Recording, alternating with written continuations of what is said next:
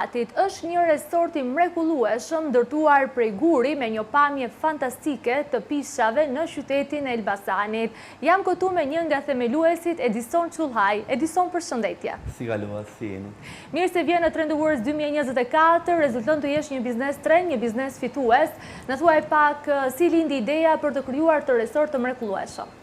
Ideja lindi sepse Gjinari është një fshat turistik, ka qenë që në kohën e komunizmit dhe në vitet në vazhdim ai ka qenë një fshat i cili u përdore edhe për një kur nga njerëzit që janë me sasia e ajrit që ndodhet në fshatin e Gjinarit, dendësia e ajrit është super e madhe dhe është një vend kurues për njerëzit që kurativ. Po, fshat kurativ. Ka qenë që në kohën e Enverit dhe është akoma edhe tani për shkak të pishave dhe dendësisë së ajrit të mos që ka.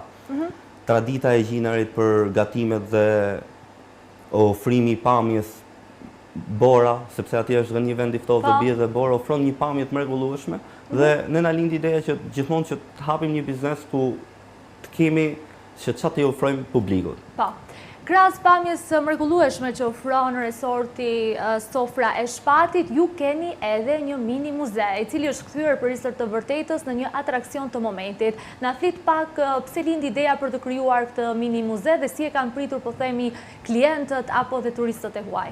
Atëherë, muzeu është krijuar nga një projekt i Bashkimit Evropian në vitin 2021, në mos gaboj, dhe Sofra shpall një ndër fituesit e projektit, duke mbledhur artefaktet që kanë qenë që në kohën e turkut, që në kohën e perandorisë osmane, të gjitha dizajnit që përdorte gjithë zona e Elbasanit, përfshirë veshje tradicionale, arkitektura e shtëpive, veglat e punës që ato kishin, pjesa e se si ato e punonin tokën, domethënë ka filluar që 500 vite më para.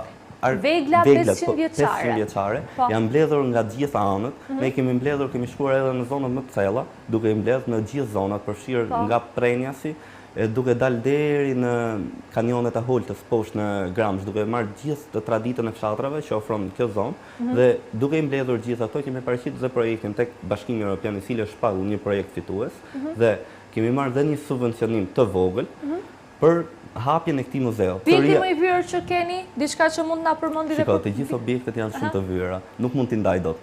Por mund të përmend disa të tillë siç janë një vegël e cila punon tokën, është një pramen e cila është 330 e ca vjeçare dhe është druri e saj kohe, është rikonstruktuar nga ne, domethënë është lyer, është bërë, nga ajo është shumë e vjetër dhe përdoret nga fshatarët që në kohën e